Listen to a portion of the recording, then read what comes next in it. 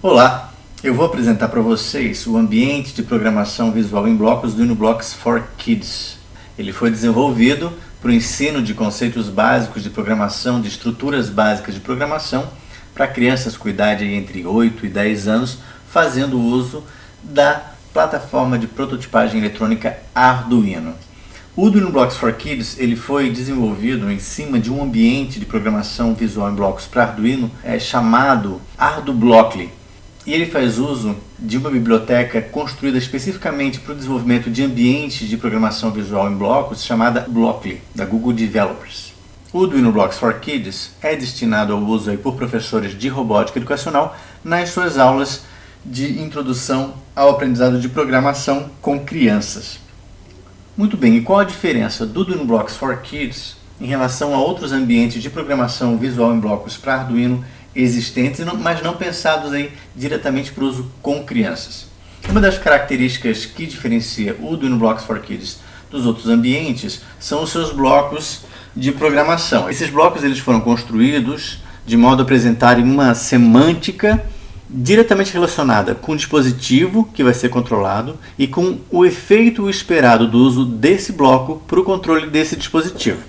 Por exemplo, se nós formos utilizar aqui um bloco, esse bloco aqui é LED, acender LED.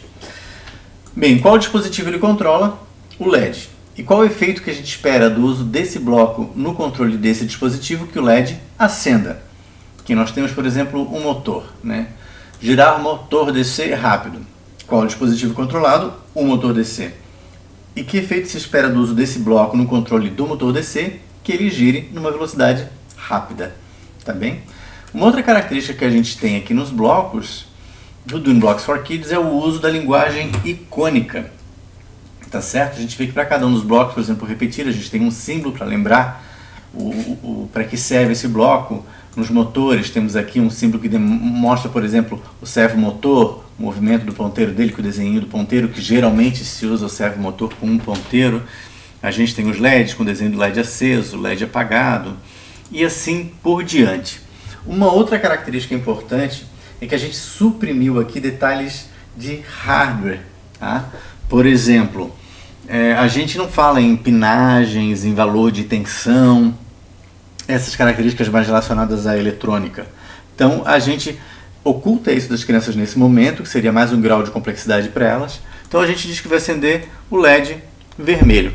Aonde está inserido esse pino desse LED, né? Onde esse LED está inserido na placa? Isso é o professor vai anteriormente definir em um arquivo de configuração interno que existe aqui no UniBlocks for Kids e que eu vou mostrar depois para vocês, tá certo?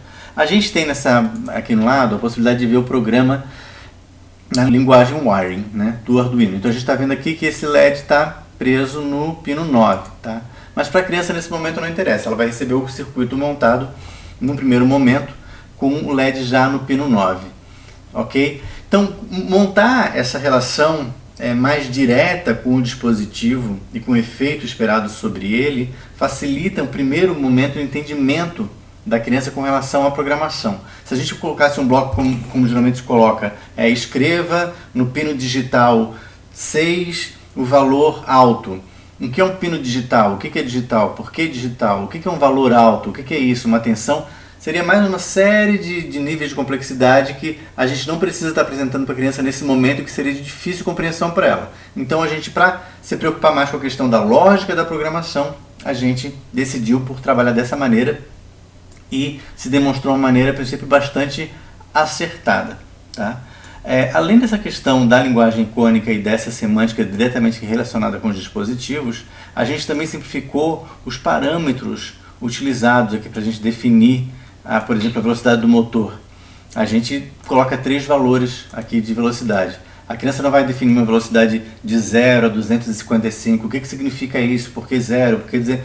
Que relação é essa? Também ficaria um pouco mais confuso para elas. Então a gente, nos sensores, por exemplo, a gente tem muita luz ou pouca luz fazer essa relação de que aquele valor que o sensor está apresentando é um nível alto de luz, um nível baixo de luz, seria um pouco mais complicado para as crianças nessa idade. Então a gente simplifica isso para elas, tá certo? Então a gente tem isso aí, essa simplificação dos nossos blocos, a linguagem icônica, essa semântica diretamente relacionada com os dispositivos e com os efeitos esperados no uso do bloco no controle desses dispositivos. Eu vou colocar aqui do lado uma imagem da caixinha mágica, que é um dos materiais que a gente preparou e desenvolveu para a gente trabalhar com o Arduino Blocks for Kids. Depois a gente vai colocar aqui no canal um vídeo explicando como construir essa caixinha. Ela possui fixada nela todos os dispositivos, todos os sensores e atuadores que a gente pode programar com o DB4K, à exceção do sensor de reflectância, que é usado com o carrinho que a gente programa com esses blocos aqui embaixo, que eu vou mostrar depois. Essa caixinha tem dentro dela uma placa Arduino Mega, que a gente conecta no computador, então usa o DB4K para programar esses dispositivos aí, ok? Então os bloquinhos que a gente usa para programar os dispositivos da caixinha mágica são os seguintes. Nós temos aqui os blocos do LED, tá? O bloquinho para acender LED e para apagar o LED. Então a gente pode acender e apagar os LEDs verde, amarelo, vermelho e azul. Aqui a gente vê também que a escolha dos parâmetros é bastante simplificada para as crianças, a escolha dos LEDs.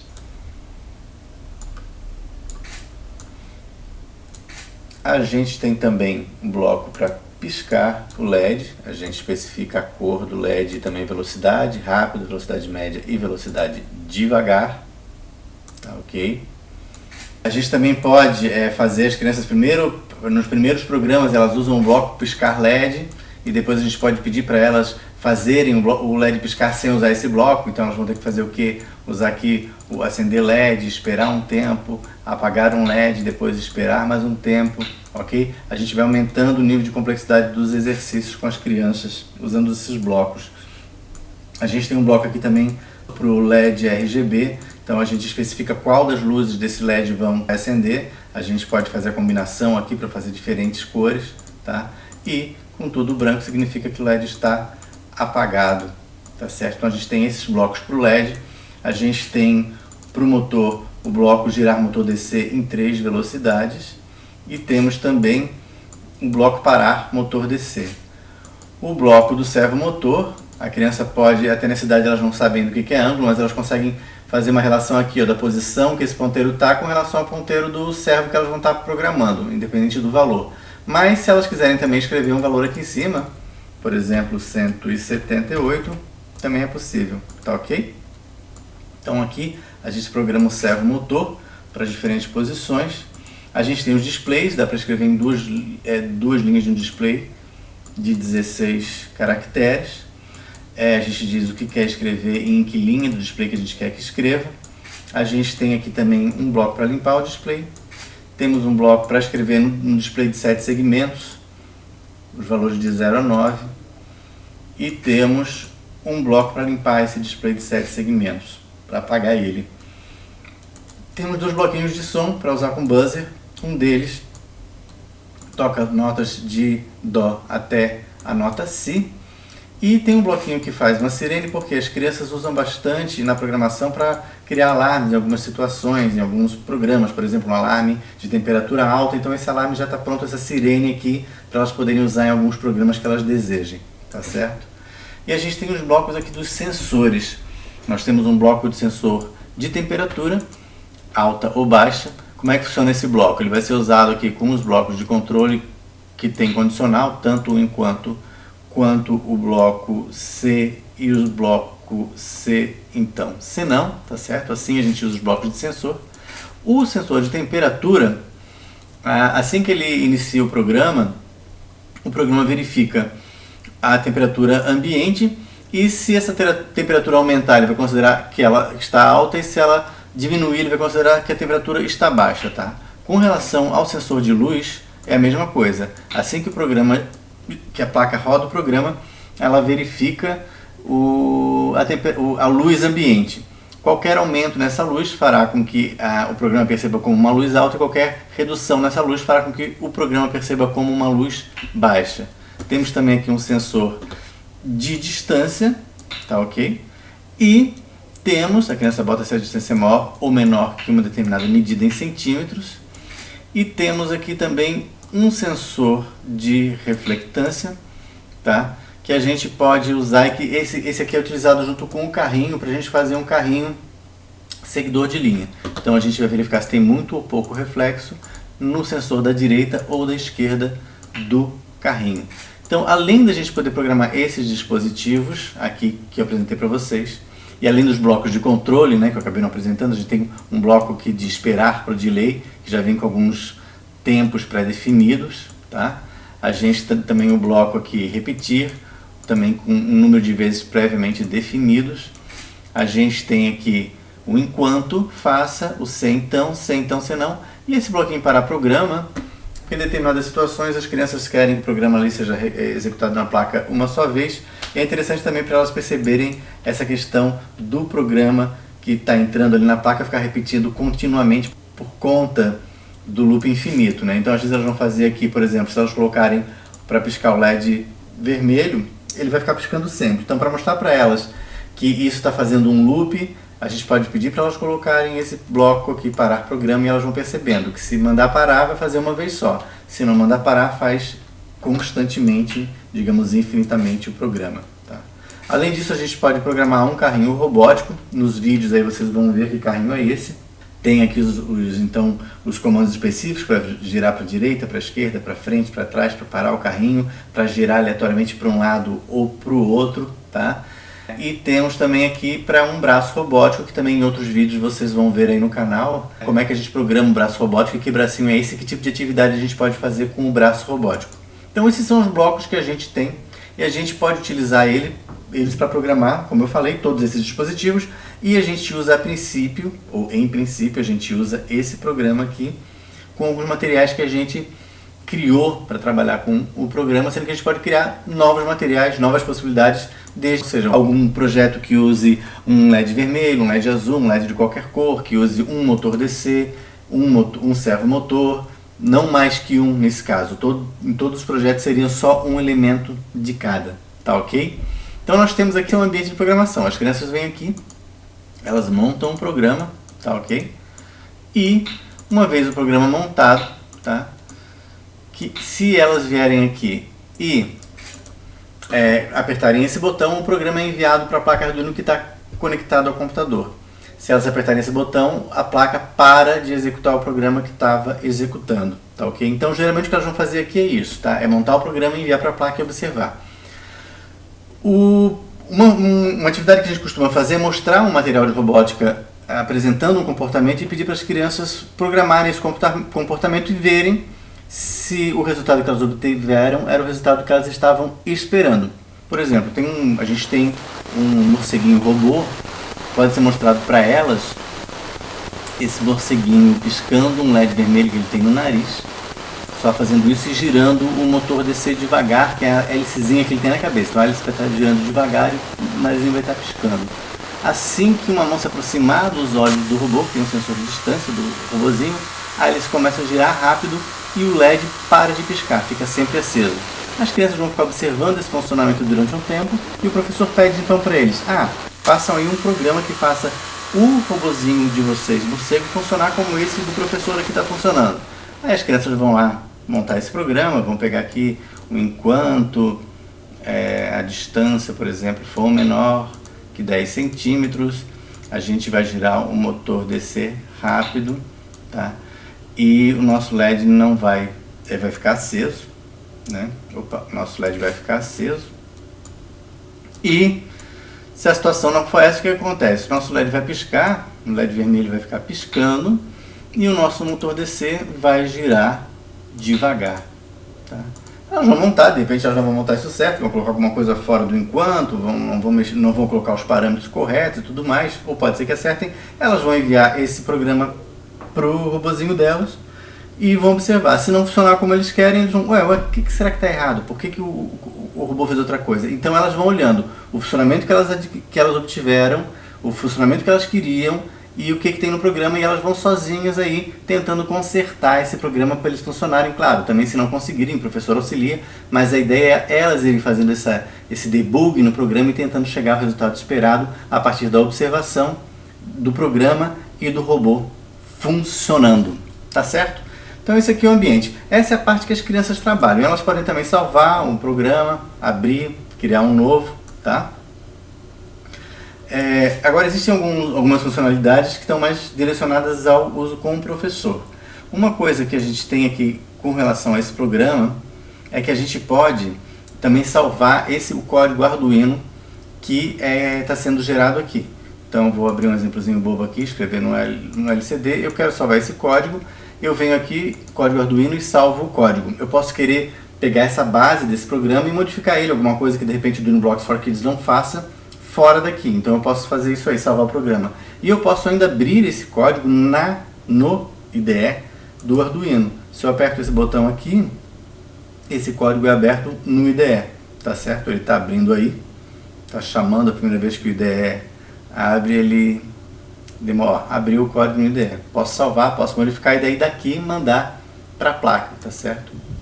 Nós temos aqui também esse menu configurações aqui, que nas preferências a gente especifica o que? A pasta do programa Ino. O que é isso? Sempre que eu crio um programa em blocos aqui, quando eu vou enviar para a placa Arduino, ele vai pegar o programa fonte em wiring para enviar para lá. Aonde vai estar esse programa? Vai estar nessa pasta que eu especifiquei aqui. Eu especifico a placa Arduino que eu vou usar, tá certo? E também eu vou especificar a porta COM. Eu estou sem uma plaquinha conectada aqui agora, então, mas aqui também aparece uma lista das portas COM disponíveis, tá? A mesma coisa que se faz lá na IDE Arduino, tá bom? Outra coisa que a gente tem aqui nas configurações é se atualizar pinos. Para que serve esse botão aqui, essa opção?